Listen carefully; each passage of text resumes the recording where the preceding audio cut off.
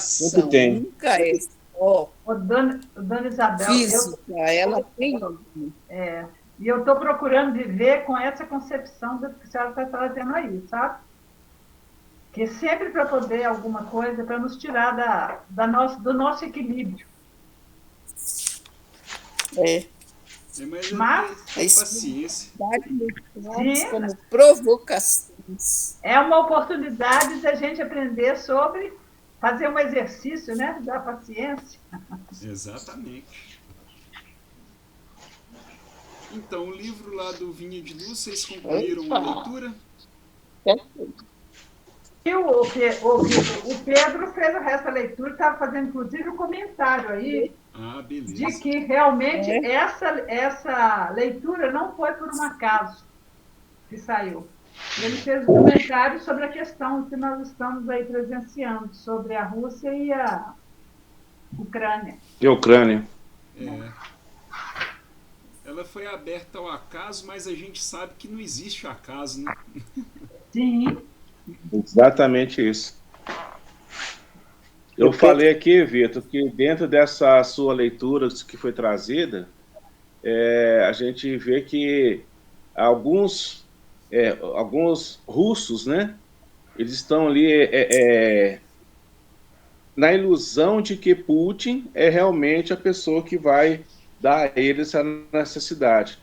E Putin não está somente aliado com os nossos irmãos inferiores, né? Ele tem realmente, um só não, são vários.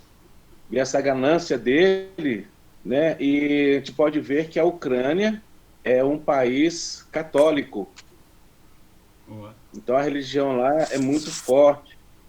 E o Putin não tem essa questão de religião, não.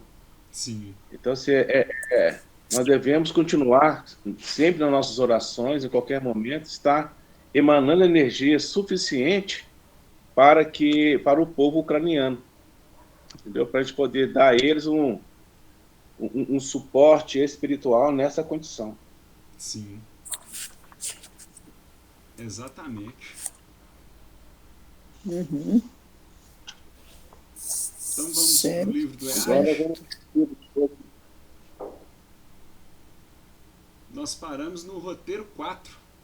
Quer dizer, nós íamos a gente começa hoje, o roteiro, né? 4. Uhum. Vou iniciar o roteiro hoje. Isso.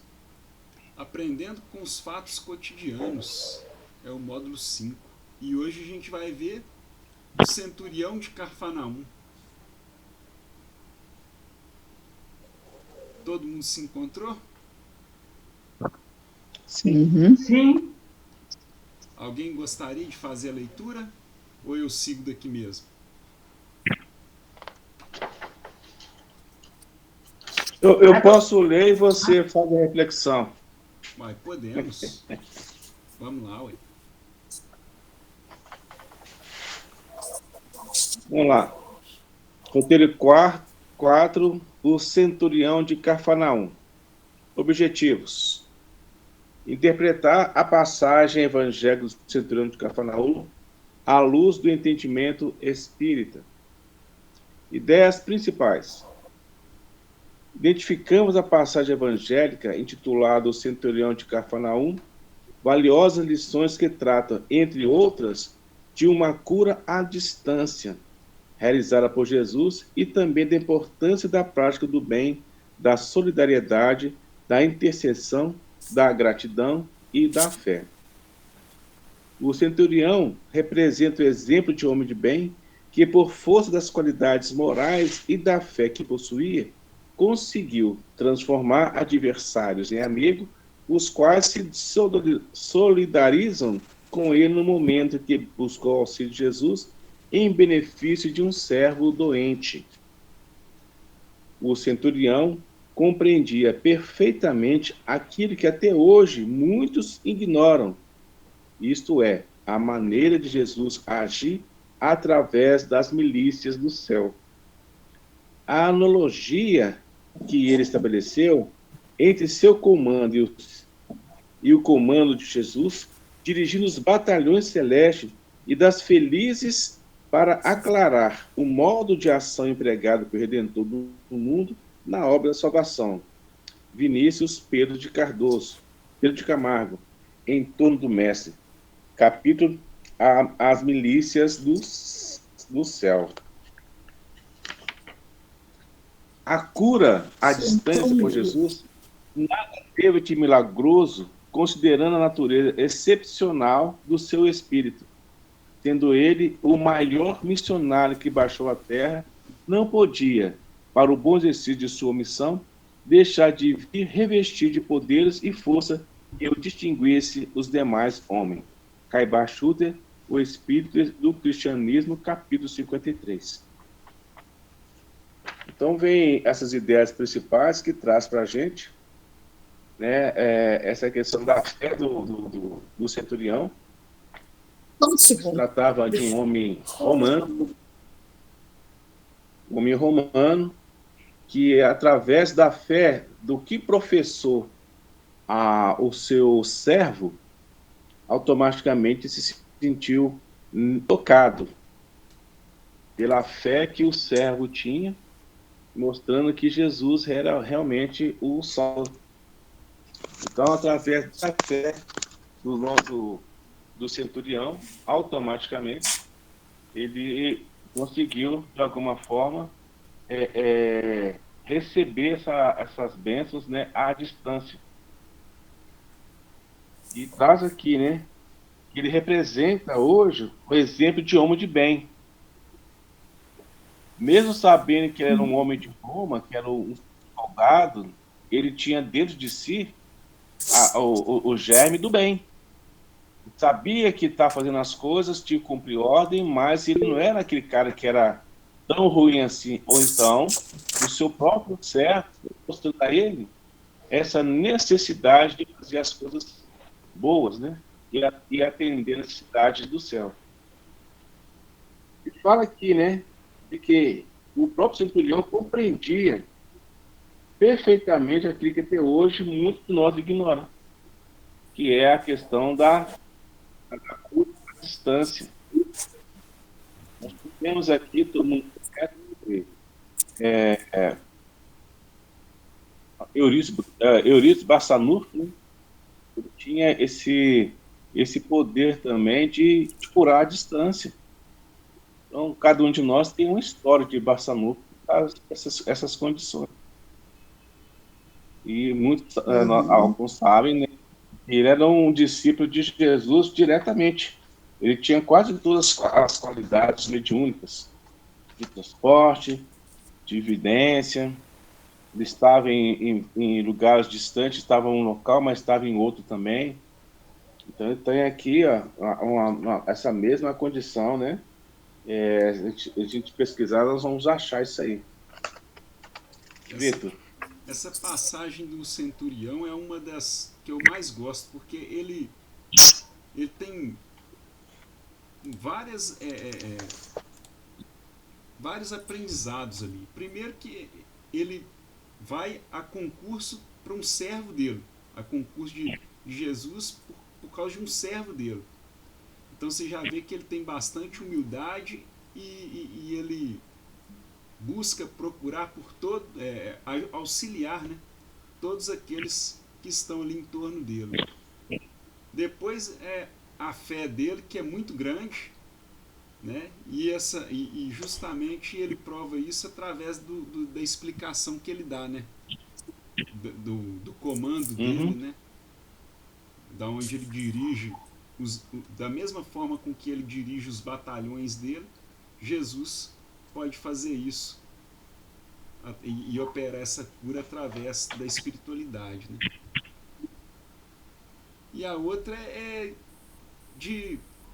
do fato dele não estar do povo, né, tá julgando ele, porque eles não viam nele uma pessoa que tinha assim essa predisposição de seguir o mestre, né, por se tratar de um soldado de Roma. Então ali ele mostra também para o povo que não tem nada a ver uma coisa com a outra. Só porque ele é um funcionário de Roma, não quer dizer que ele não tenha o entendimento daquilo que é o conhecimento que Jesus veio trazer, né? acho que assim, é uma passagem bacana porque ela traz muitos ensinamentos. Sim.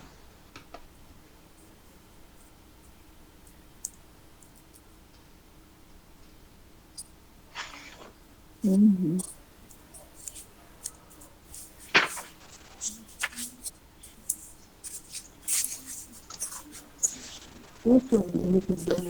Aqui.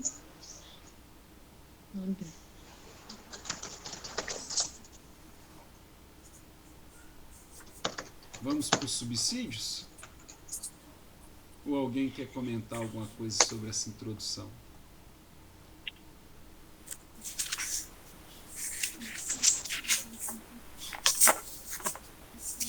Ele mesmo, o centurião, ele não se achava digno, né? Ele falou mesmo com Jesus, falou assim, ó, eu sou um centurião, um soldado romano, então não é digno que o mestre venha a ficar debaixo do meu teto, né?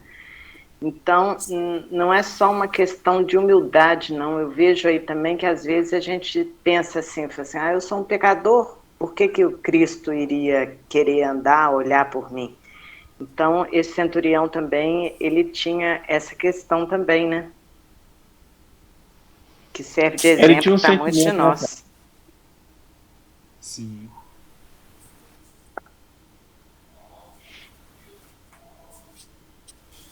E a fé dele, né, era muito grande, né? Tanto é que ele disse para Jesus, né? Eu não sou digno lá que você vá até lá curar meu servo. É só você dar aí uma ordem, né? Eu sou chefe de 100 soldados, né? 100 centurião, né? E quando eu dou uma ordem, cumpre, com certeza. Se você Tem que ser cumprida, né? der uma ordem, ele quis dizer, olha o conhecimento dele, que isso será cumprida. Uma ordem, vamos dizer assim, mental e espiritual, né? Eles vão lá e curam ele. Então, a fé dele era assim, como Jesus falou, nunca vi fé tão grande, né? Exatamente. A fé inabalável, né, Dona Isabel? Entre os fariseus, né? Da época.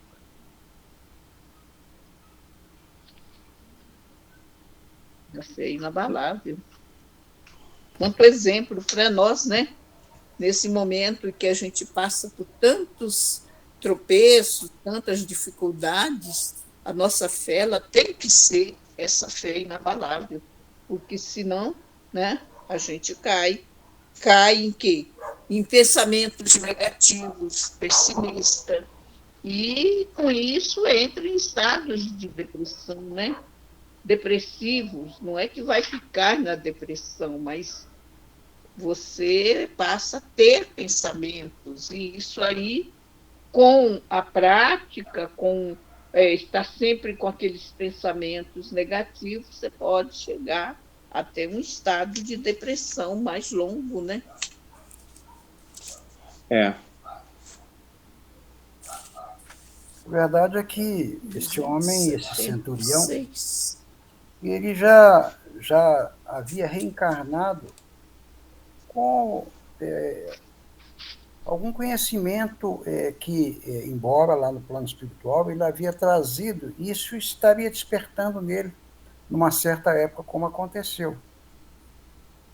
Ou seja, esse despertar era exatamente fé, às vezes, não só no Cristo, que foi um acontecimento na sua época, mas exatamente naquilo que ele se propunha a fazer. Ele era um homem que ele tinha uma certa responsabilidade, como era o caso de Saulo. Ele era, o que ele era? Um centurião que tinha... O centurião ele tinha normalmente em torno de 100 centúrios, ou seja, 100 homens ao seu comando, de homens de elite, ou eram homens de elite, não eram homens de frente. O Pedro é militar, sabe o que eu estou dizendo? Então, era um homem de elite, de uma certa capacidade de estar em segundo plano, ou seja, não deu certo o primeiro, os combatentes, vamos lá, então. Então, ele coordenava mais ou menos 100 centúrios. Agora, isso já é como aquele homem que foi procurar Jesus de noite, lá, como é que chamava lá? É esse aí mesmo. Então, ele, hein? Nicodemos. É exato. É um homem que nem nasceu, sabe, com um certo, digamos assim, uma pintazinha lá no seu espírito a nível de evolução, que aquilo devia despertar. E foi o que aconteceu com ele. Agora, nós vamos ver aí, como ele vai entrar na leitura aí, que ele, a bem da verdade, com essa história toda, ele possivelmente é parte de um ensinamento para cada um de nós. O seu servo é parte desse mesmo ensinamento para cada um de nós. E o mais interessante de tudo, que no caso aí, o menino falou que ele é um homem de muita fé, isso, se a gente for voltar lá na época da vida de Eliseu, lá em Reis, no segundo livro de Reis, nós vamos ver a história de Naamã, que era igualzinho. É um homem também que era um general de exército, coordenava uma certa parte, dentro parece-nos que do governo romano, aquelas coisas todas, mas que também tinha essa semente que partia para um diferenciamento, sabe? Que cria ou acreditava em algo mais além daquilo que era o propósito entre todos.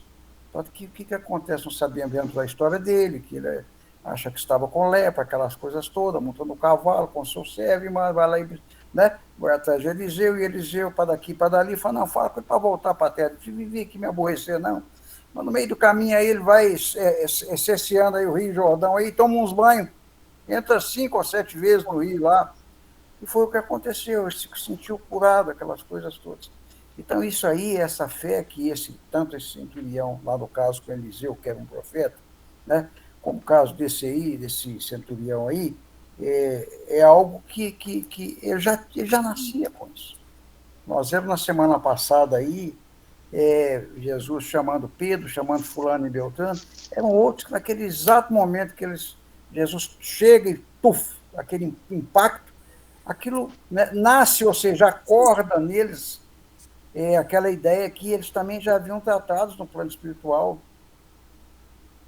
Por isso que eles largaram tudo assim na boa e iam embora. O outro largou o pai lá, o Zebedeu, parece, sei lá como é que chamou lá, e foi embora na boa.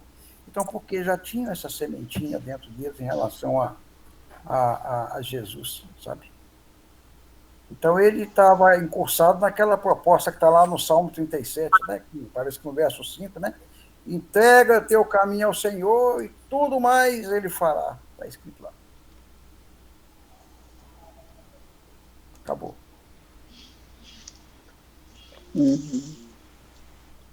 É exatamente isso também.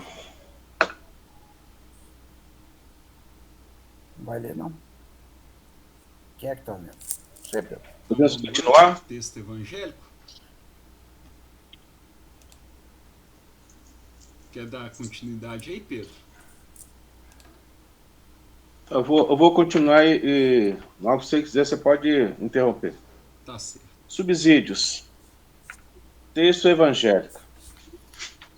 E o servo de um certo centurião, a quem este muito estimava, estava doente e moribundo. E quando viu falar de Jesus, enviou-lhe os anciões dos judeus, rogando que viesse curar o seu servo. E chegando ele junto de Jesus, rogaram-lhe muito, dizendo: é digno que lhe concedas isso, porque ama a nossa nação, e ele mesmo edificou a sinagoga. E foi Jesus com eles. Mas quando estava perto da casa, enviou-lhe o centurião uns amigos, dizendo: Senhor, não te incomodes, porque não sou digno que entre debaixo do meu telhado. E por isso nem ainda me julguei digno de ir ter contigo. Dize, porém, uma palavra, e o meu criado sarará. Porque também eu sou um homem sujeito à autoridade, e tenho soldados sob meu poder. E digo a este, vai, e ele vai. E a outro, vem, e ele vem. E ao meu servo, farei isto, e ele faz. E ouvindo isso, Jesus se maravilhou e, voltando-se, disse à multidão que o seguia: Diga-vos que nem ainda Israel tem achado tanta fé. E voltando para casa, os que foram enviados acharam são o servo enfermo. Lucas 7, versículo de 2 a 10. Existe uma situação aí que deve ser lembrada, senão é muito interessante o que eu vou falar aqui, embora todos saibam, sabe? Nós sabemos que as narrativas em relação a Jesus no Novo Testamento, algumas estão focadas no Evangelho de Marcos, Lucas e Mateus, e não João. Muitas estão só em Lucas, muitas estão só no fulano, né? E por aí vai. Então, existe também, além disso, uma forma diferente de interpretação, embora o cunho é um só, ou seja, aquele negócio do fim e o meio. Então, aquilo, se você for lá aqui nós vimos aqui, Lucas, que ele pede que algumas pessoas, não é isso? Vá até Jesus, não é isso? Está escrito aqui? É isso mesmo? E enviou-lhes alguns anciãos dos judeus, né? Quando ouviu falar de Jesus, enviou-lhe a Jesus, não é isso? Uns anciãos dos judeus rogando que, se você for lá no livro de Marcos, de Mateus, lá no capítulo 8, no verso 5 a 8, você vai ver que ele foi até Jesus. Então, isso dentro desse contexto, desses diferenciais, embora todos eles tenham uma luz, uma parte-chave, um conteúdo-chave, né? O que é isso aí? Quem é isso aí? De onde é que é isso? Isso é Mateus? Aí, ó, tá vendo aí? E chegou. É isso mesmo? Então, a gente vê isso dentro do processo bíblico, essas narrativas diferentes, porém com conteúdo próprio, chama sinédoque, se eu não me engano, é isso mesmo, o termo é esse, sinédoque. E, então, o que é isso? Isso é mais para chamar a atenção. E aí, qual que está certo? Ele que foi lá ou os anciões que ele mandou ir lá? Não é o caso.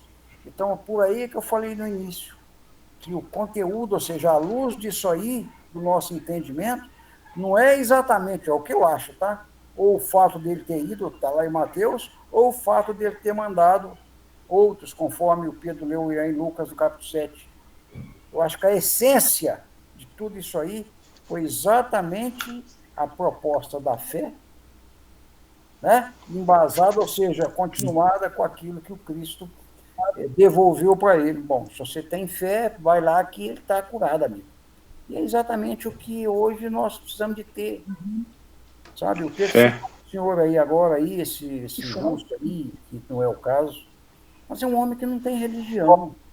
Um homem que sequer, tenho certeza absoluta, que sabe fazer, preferir uma oração, uma prece.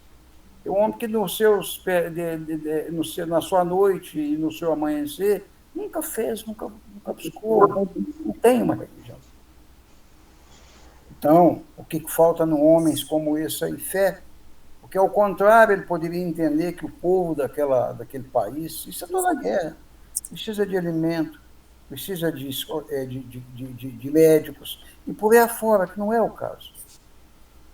Então, o que nós precisamos, embasado nessa própria fé que cada um de nós temos, ou seja, todo um universo, é que as orações ou as preces se façam, sabe? Para que tente anular alguma coisa, embora Jesus, nós vimos lá também num passado que ele foi, né, cutucado por aquele, transforme, Senhor, eu te dou isso, transforme isso aqui.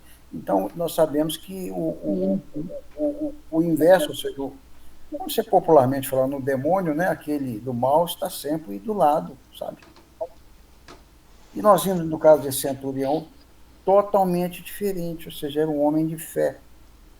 Mas vai lá, que se você tem fé, então vai lá. Você tá. Então, para mim, a essência, voltando à questão dos diferenciais, das formas diferentes que estavam sendo citadas, é exatamente a essência, é a fé. Então, é o que eu queria falar. A fé. É a fé inabalável que ele tinha, né? É isso mesmo. Mas isso Ele já se era uma tornou- conquista dele. Que?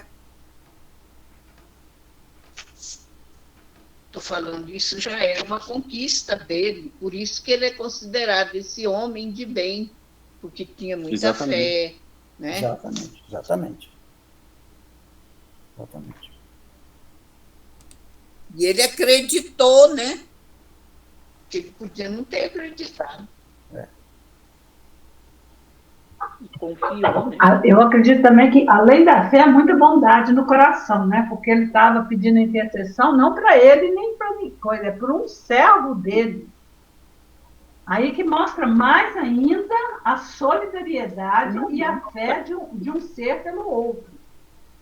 Porque quando está se pedindo para si, a fé já é uma coisa. Agora, quando já está pedindo intercessão para o outro com tanta fé, eu acho que isso é que traz, assim, diz muito, muito grande, mas muito forte para a gente entender essa questão. Que a gente tem que ter fé não só para os nossos, nem para nós. Nós temos que ter fé para todos. Eu acho que essa lição do centurião que mais mexe comigo é com relação a essa questão. Tá certo.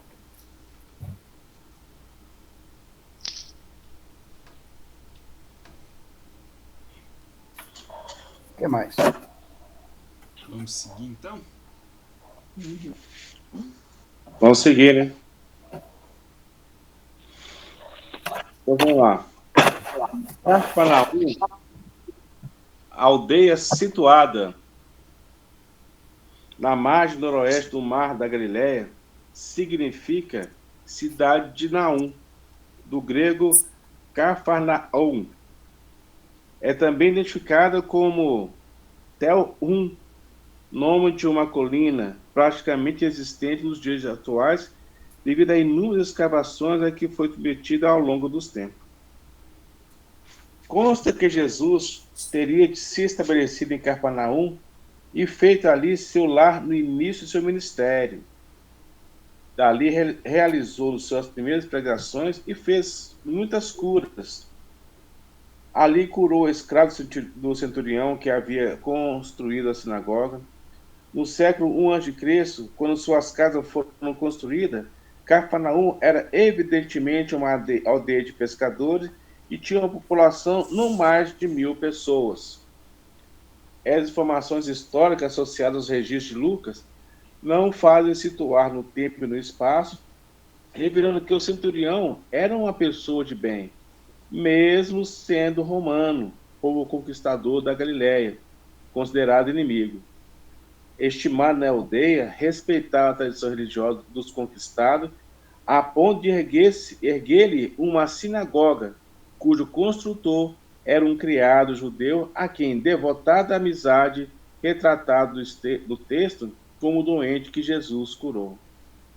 O texto de Lucas nos revela, além da cura à distância realizada por Jesus, importantes ensinamentos relacionados a outras personalidades, exemplificação no bem, a força da solidariedade, os benefícios da gratidão, o valor da intercessão e o poder da fé.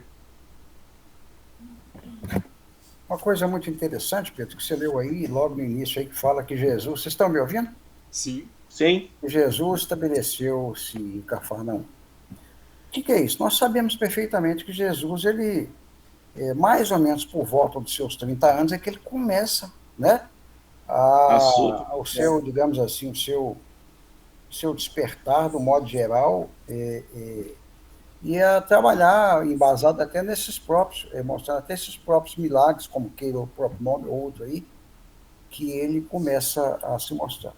Por que isso?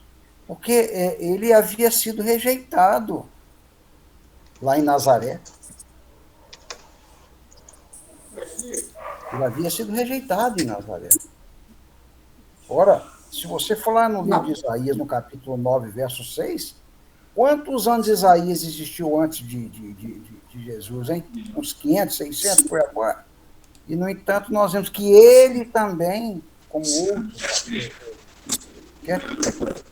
como outros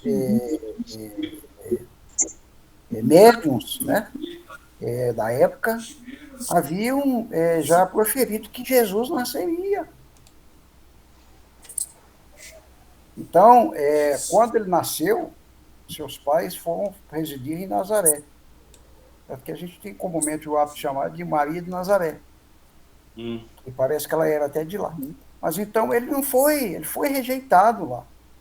Muitos não aceitavam, principalmente aqueles que eram opositores, que eram muito acreditados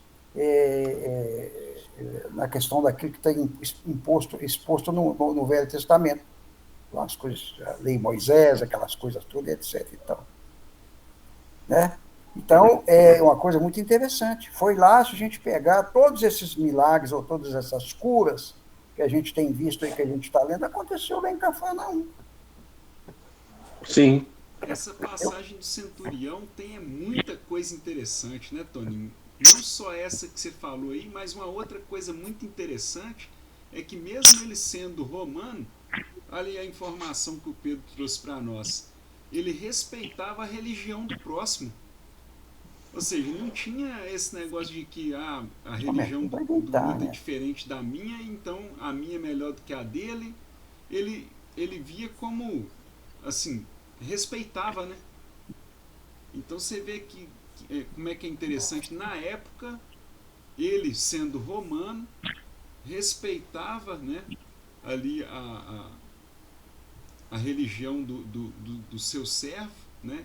Que era judeu. Mas isso aí, menino, é igual eu falei há pouco, é o que eu entendo. Você vê que Saulo era um homem, ele era dizimador dos caminheiros, ou dos possíveis cristãos que se formavam na época. Mas já estava dentro dele aquela pequena chama, que ela, num certo momento, ela, né?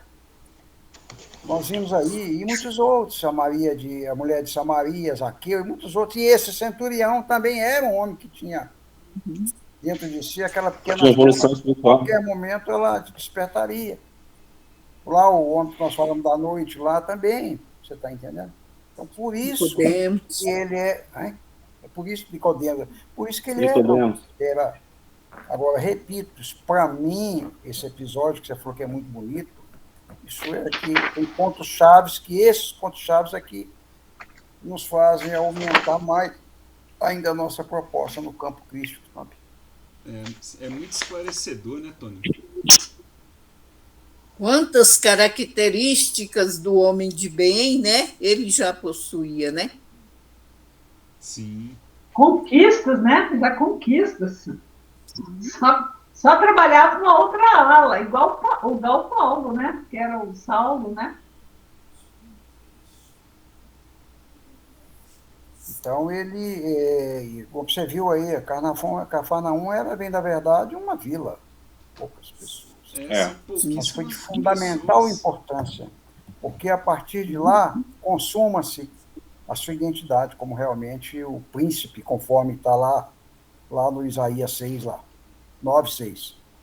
Que será qualificado como príncipe, por aí afora, e etc. Não sei demais, não lembro mais. E por aí afora, para você ter uma ideia. Entendeu?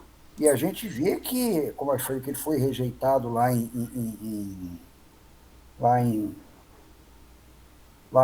olha, porque um menino nos nasceu, um filho se nos deu, e o principado está sobre os seus ombros, né?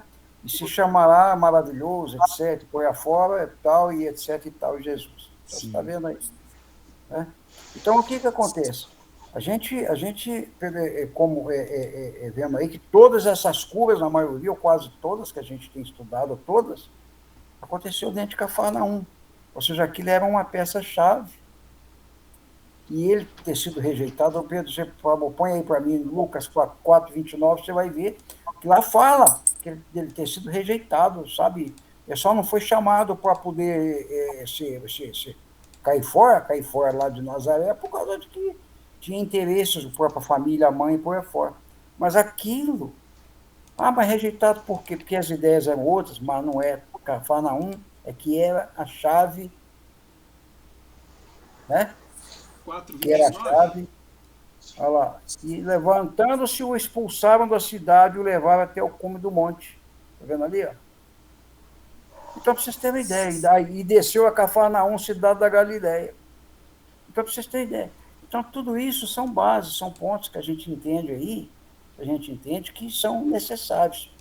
Sabe, não adianta a gente contar uma história para a criança, uma criancinha que vai na hora que está deitada, isso eu acho. Não adianta a gente contar uma historinha do lobo mau se a gente não colocar uma ênfase exatamente qual que era a proposta do lobo mau.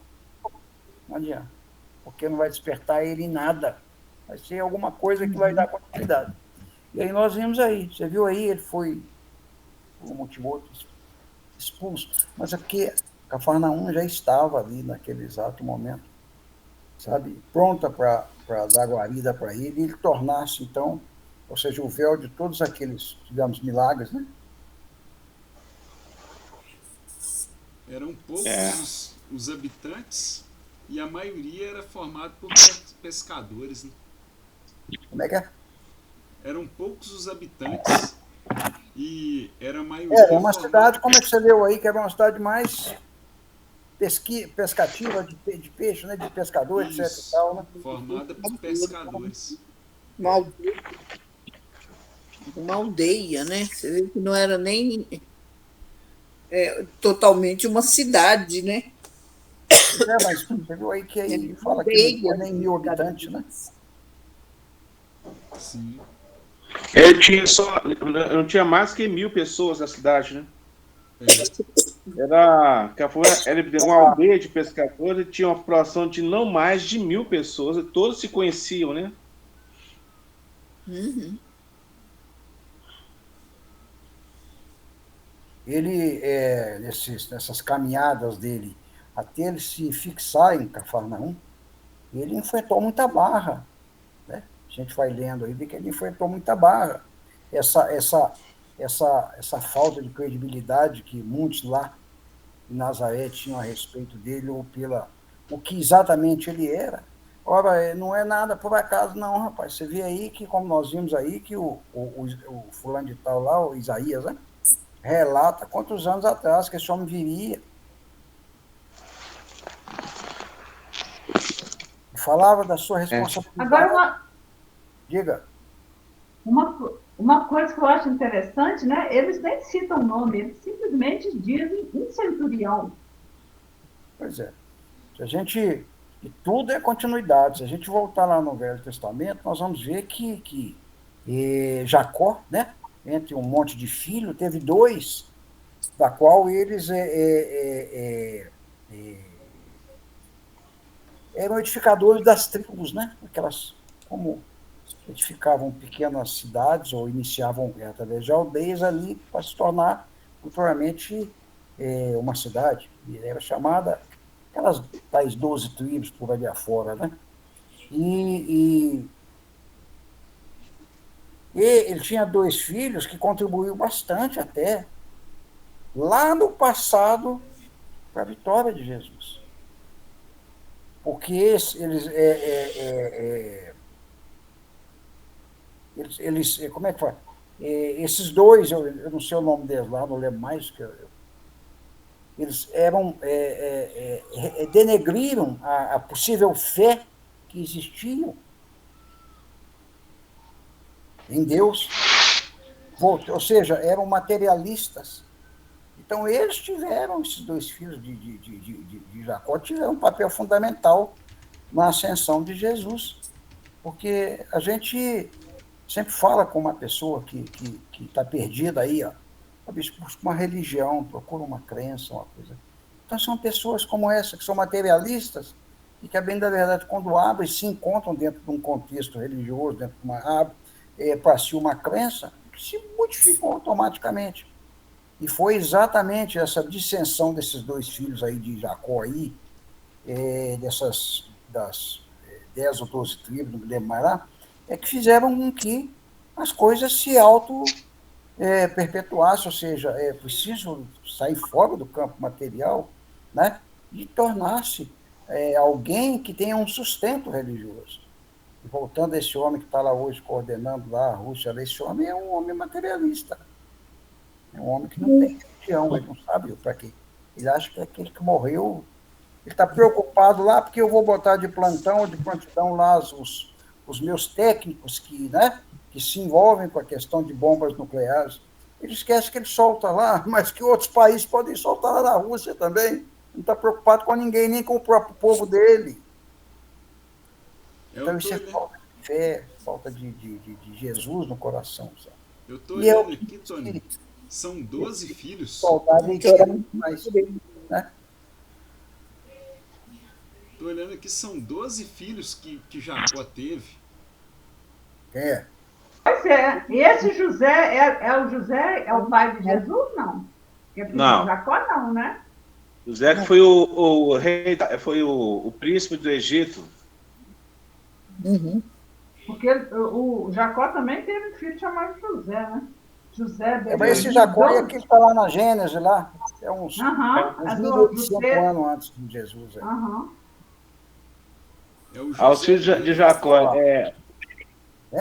Simeão, os filhos de Jacó, Rubem. Os filhos de Jacó.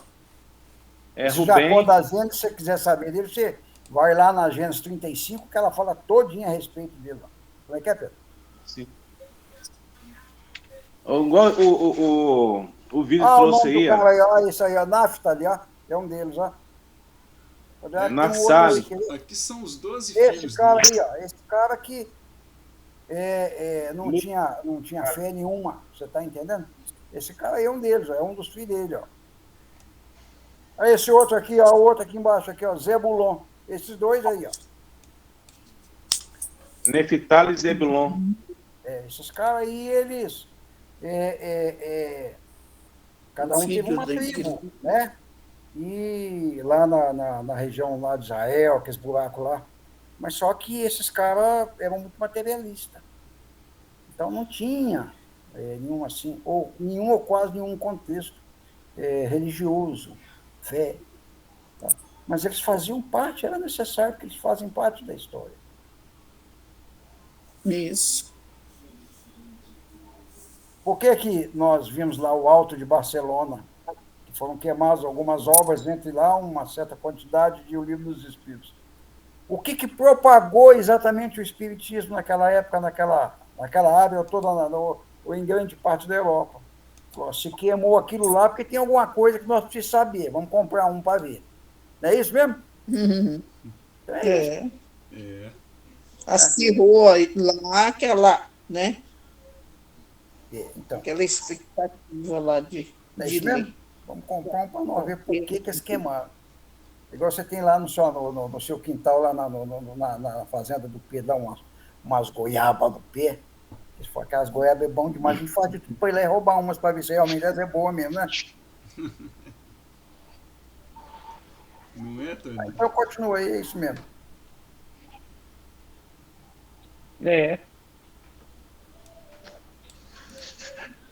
Então vamos continuar então, né? É bom, né? Interpretação do texto evangélico. Ei. E o servo de um certo centurião, a quem este muito estimava, estava doente e moribundo. E quando ouviu falar de Jesus, enviou-lhe uns anciãos dos judeus, rogando que viesse curar o seu servo. E chegando ele junto de Jesus, rogaram-lhe muito, dizendo: é digno que lhe concedas isso, porque ama a nossa nação, e ele mesmo nos edificou a sinagoga. Lucas 7, 2, 5. A narrativa apresenta uma sequência de acontecimentos que podem ser considerados, no mínimo, inusitados. Primeiro porque o pedido de auxílio a Jesus veio de um centurião, indivíduo pertencente ao quadro do exército invasor. Segundo porque o beneficiado era alguém social ou politicamente importante, mas um escravo. Terceiro, pelo endosso concedido pelos anciãos ao pedido romano, que também destacara suas qualidades morais. E por último, evidencia a surpreendente fé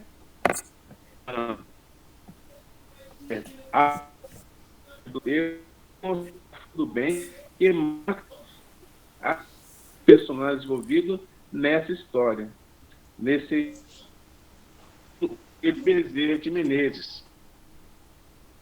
Continuemos buscando Jesus em todos os irmãos da terra, especialmente naqueles que sofrem problemas e dificuldades maiores que os nossos obstáculos, socorrendo e servindo.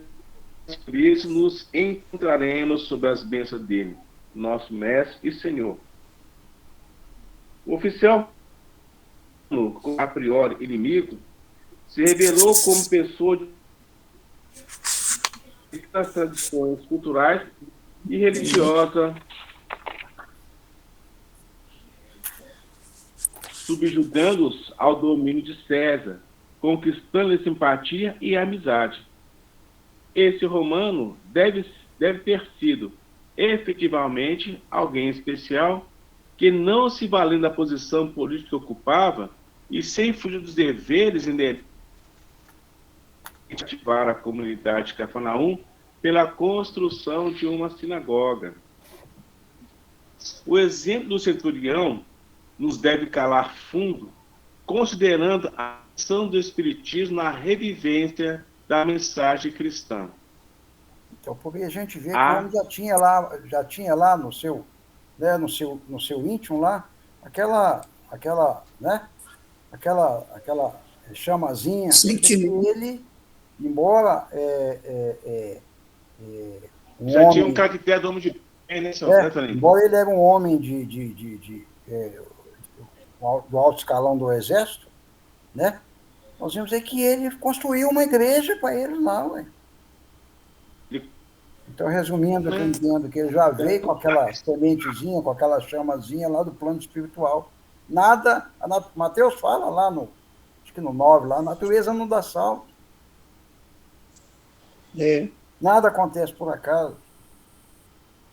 Ô, Toninho, também está aqui no Livro dos Espíritos, na questão 918, que fala o seguinte: por que indício se pode reconhecer em um homem o processo real que levará o espírito da hierarquia espírita? A bem resposta: o espírito prova a sua elevação quando todos os atos de sua vida corporal representam a prática da lei de Deus e quando antecipadamente compreenda a vida espiritual. Qual é o número? 918 do Livro dos Espíritos. 919, lê aí. Você diz o seguinte: conhecimento de si mesmo. Qual é o meio mais eficaz que o homem tem de melhorar nessa vida e de existir a atração do mal? Sim. Aí vem lá, um sábio te andar e vos disse: conhece a ti mesmo. Então, por aí a gente vê, na 919, conhece-te a ti mesmo, ou seja, ele tinha autoconhecimento de si. Exatamente. Essa é a realidade. Com quem ele estava envolvido? Nós vimos aí no caso aqui da história aqui, que é também algo de Deus principal, o servo dele lá, o empregado dele. Conhece, não é isso mesmo? Vocês veem aí, então não foi por acaso, não. Ele já tinha essa particularidade que estaria fazendo parte da ascensão de Jesus, ou da história de Jesus. Já é inerente ao ser, né? Virtude, né? Que ele possuía. Exatamente. Sim. Aqui fala, né, que é o seguinte: o conhecimento de si mesmo é, portanto, a chave do progresso individual. Pois é.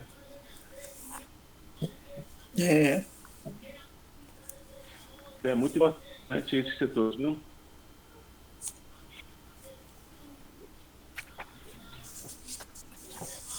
Continuemos? Podemos.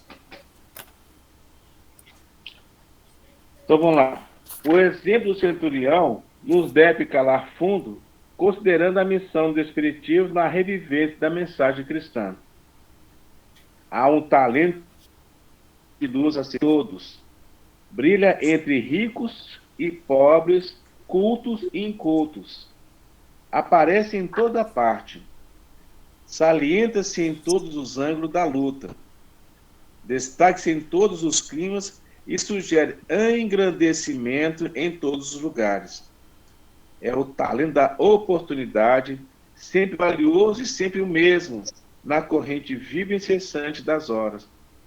É o desejo de doar um pensamento mais nobre ao ciclo da maledicência, de fortalecer com um sorriso o ânimo batido de um companheiro desesperado, de alinhavar uma frase amiga que enterneça os maus e a se sentirem menos duro e auxilia os bons a se rebelarem sempre melhores, de prestar um serviço insignificante ao vizinho, plantando o pomar da gratidão e da amizade, de cultivar algum trato anônimo de solo, onde o arvoredo de amanhã fale sem palavras de nossas elevadas intenções. Essa parte está no capítulo 14. Você vê aí que inicia lá, há um talento de luz acessível a todos. O que é isso? A caridade. Exatamente. Está lá no Talento Esquecido, a mensagem de Emmanuel, no capítulo 14, na página 54.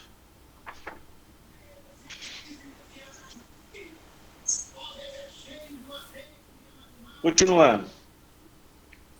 Os representantes dos judeus, por outro lado, revelaram possuir um novo sentimento da gratidão, quando, ao se dirigir a Jesus, passam por cima das diferenças religiosas possivelmente existentes entre eles e o Cristo, e em pedido do centurião, afirmando: é digno que lhe concedas isso, porque ama a nossa nação e ele nos deu sinagoga.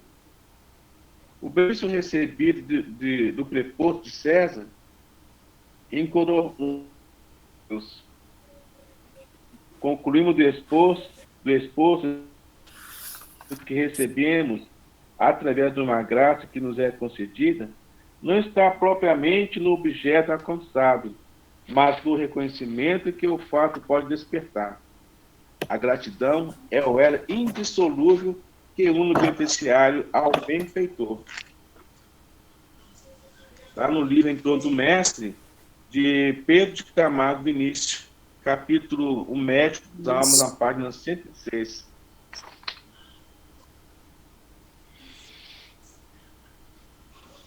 Algum comentário? Quando a gente é grato por alguma coisa que nos acontece, né, o Pedro, aquele sentimento de gratidão nos conforta e nos traz muita alegria, né? Você vê que a pessoa que ela é grata, ela se sente muito mais feliz do que aquelas que são ingratas, né? Esse sentimento de gratidão, ele é muito importante. Isso mostra também, Vitor, quando nós fazemos qualquer coisa para sem nenhum mérito, você faz com o sentimento de uma obrigação ou sentimento moral. E quando eu devo muito a você porque você fez isso e aqui. A gente nem lembra o que a gente fez, mas demonstra a satisfação daquela pessoa de ter sido assistida, dá-se uma satisfação, opa, eu fiz isso, que bom, que bom que você está bem, e de certa forma, né, também a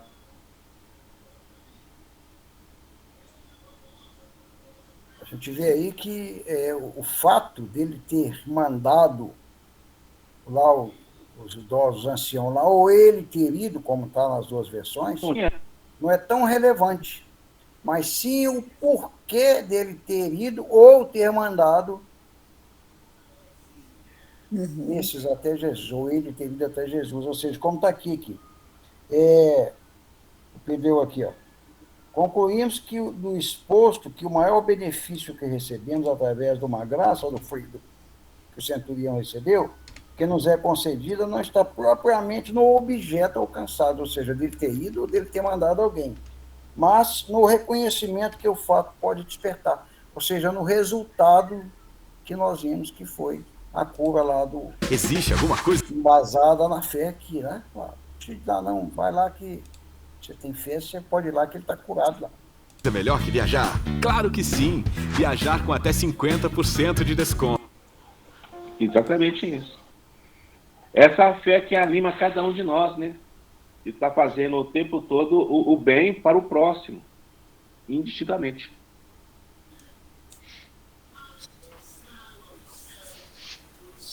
Vamos lá, né? A forma de agir do representante César e a dos judeus indica também que as pessoas de boa vontade conseguem efetivamente superar as divergências pessoais e culturais para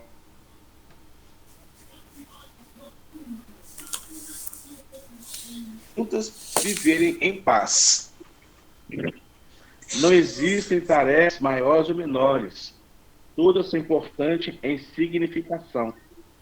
O homem será respeitado pelas leis que implanta ou será admirado pelos feitos que realiza?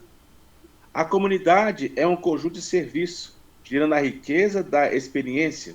E não podemos esquecer que a harmonia dessa máquina viva depende de nós.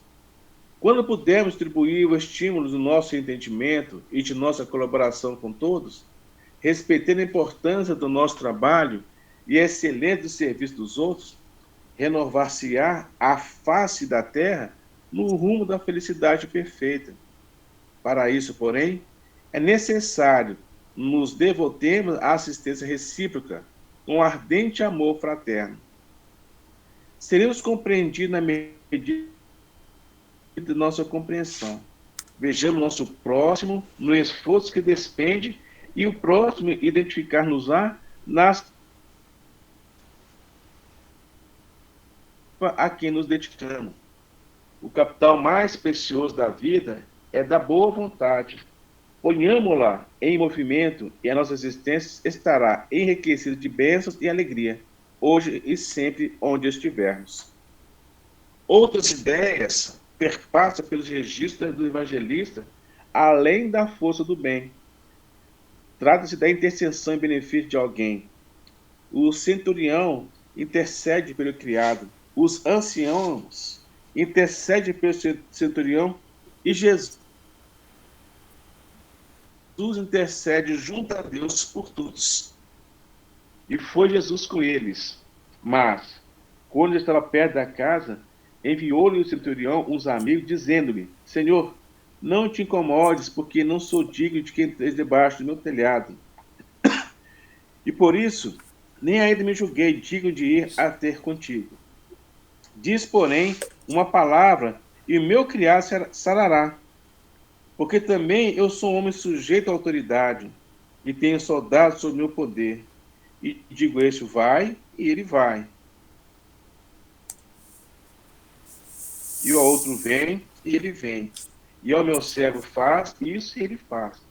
E ouvindo isso, Jesus maravilhou-se dele, e voltando-se, disse à multidão que o seguia: Digo-vos que nem ainda Israel tenha achado tanta fé. E voltando para casa, os que foram enviados, acharam são o servo enfermo. Lucas, capítulo 7, versículos 6 a 10. A forma de tratamento utilizada pelo centurião, quando se dirige a Jesus, chamando respeitosamente de Senhor, indica que reconheceu encontrar-se diante de uma autoridade a quem caberia reverenciar. Percebeu igualmente a fenomenal grandeza do Espírito Cristo, a ponto de sentir-se constrangido com o esforço do Senhor se deslocar até a sua residência. Por esse motivo disse: Senhor, não te incomodes, porque não sou digno que entres debaixo do meu telhado. E por isso, nem ainda me julguei digno de ir ter contigo. São palavras saturadas de humildade que revelam a beleza da alma daquele centurião. Outras características do seu caráter são também reveladas na conclusão do seu diálogo com Jesus. O centurião procurou Jesus para curar-lhe o fâmalo que encontrava gravemente enfermo. Mostrou compreender perfeitamente a organização do exército sideral. Retrucando a Jesus, que prometera atender indo à sua casa, disse: Senhor, não é preciso que te incomodes tanto, nem eu mesmo sou digno de receber a minha casa. Dize somente uma palavra e meu servo se curará. Eu também sou homem sujeito à autoridade, e tenho inferiores às minhas ordens, e digo a este, vem cá, ele vem, faz isso, ele faz. Pelos dizeres acima, vemos que o centurião compreendia perfeitamente aquilo que até hoje muitos ignoram, isto é, a maneira de Jesus agir através das milícias do céu. A analogia que estabeleceu entre o seu comando e o comando de Jesus, dirigindo os batalhões celestes, é das mais felizes para aclarar o modo da ação empregada pelo Redentor do mundo na obra da sua salvação. Há, portanto, exércitos divinos como há os humanos. A diferença é que aqueles combatem por amor, e este por egoísmo. O amor fecunda as almas, prodigalizando a vida e a vida em abundância. O egoísmo vai disseminando entre os homens o luto, a dor e a morte. No combate sustentado pela milícia celeste, não há vencidos, todos são vencedores. Então, gente, eu acho que essa passagem aí nos traz assim, realmente um relato muito importante sobre o centurião e algo que todos nós já falamos aqui. Toninho trouxe várias elucidações para a gente, né? O Darcy, Dona Isabel, né? O Vitor, e todos nós discutimos esse assunto, que a gente entende, né? Que cada um de nós também somos esse centurião, que está a todo momento, na nossa humildade, buscando esse trabalho para aquele que a gente tem essa oportunidade de pedir a salvação, pedir a cura, né?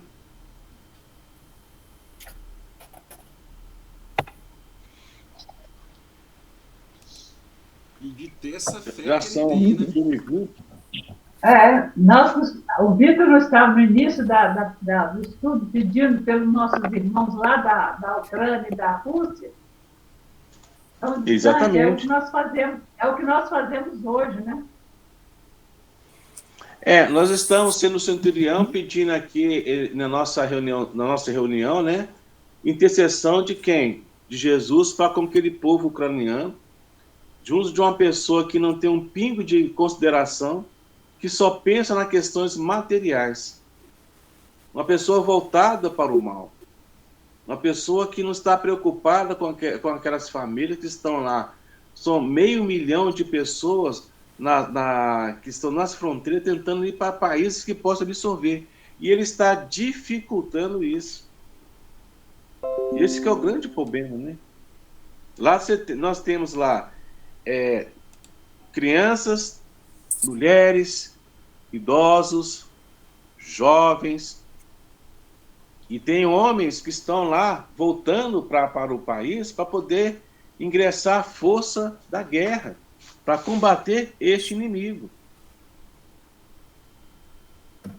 E lá ainda tem outra coisa que é pior, né? Que é o frio.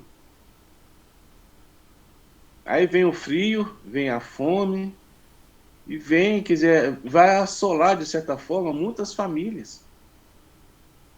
Esse que é o grande problema, infelizmente. E vejamos que esse nosso irmão, o Putin, ele não quer saber. Pelo que foi passado ontem, né, no Fantástico, a gente vê que ele não esboça nenhum tipo de reação se as pessoas estão passando por bem ou por mal. Ele quer simplesmente tomar conta daquilo tudo pela questão do poderio. Somente isso. Mais nada.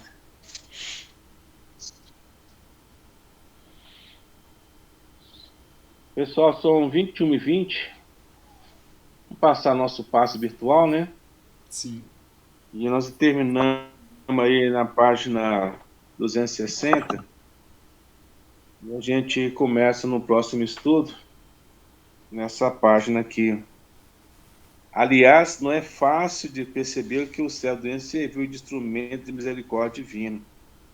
Isso vai ser para a próxima segunda.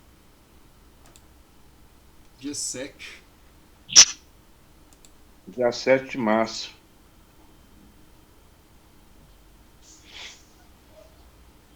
Ok? Alguém por nós faz uma prece para a gente poder interromper nosso estudo? Eu vou fazer. Agradecer, né?